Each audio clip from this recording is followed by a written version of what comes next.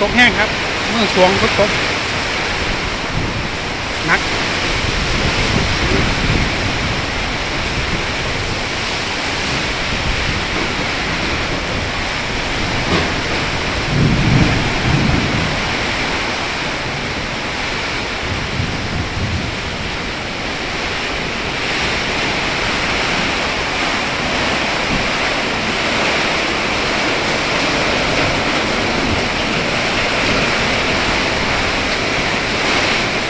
โอ้เป็นตะยานเป็นตะยาน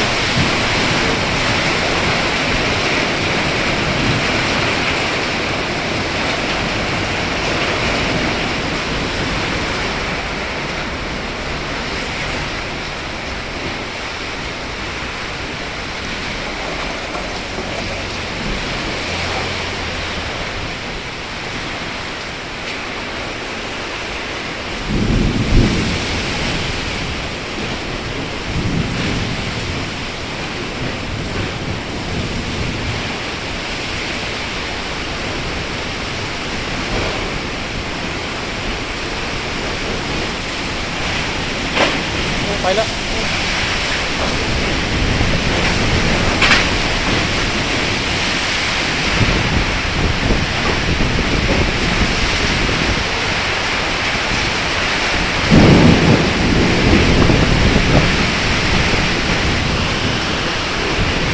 พออีเมียซอยเลยเด้อ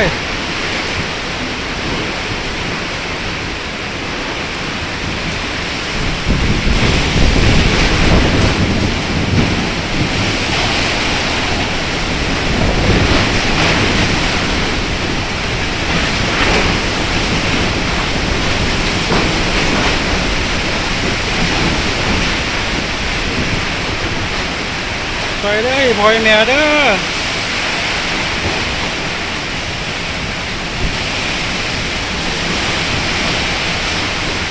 มาแห้งครับพูด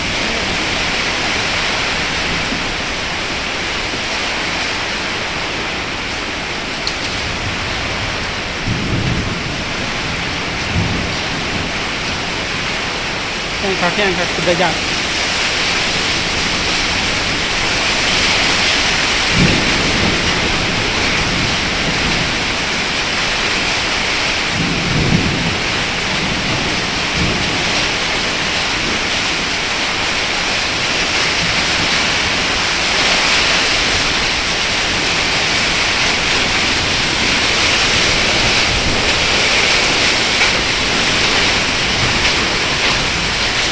ลูกเห็บลงแล้วลูกเห็บ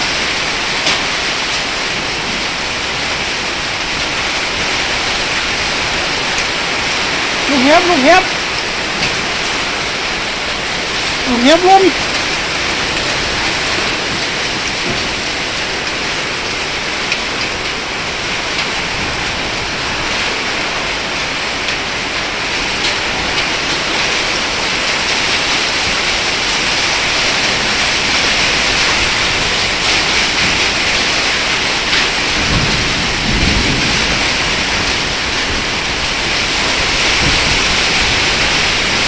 พอแล้วเบาๆเนี่ย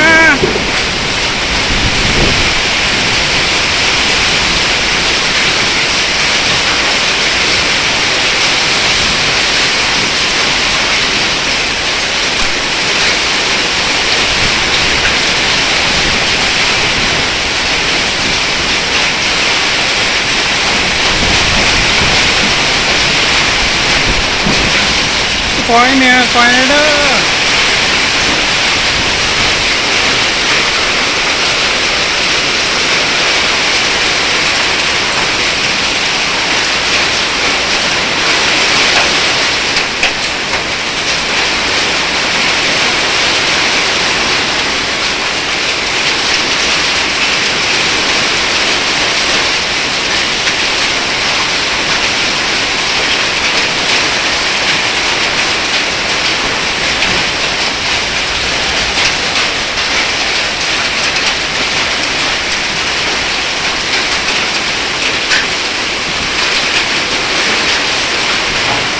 โอ้แห้งคักแห้งคัก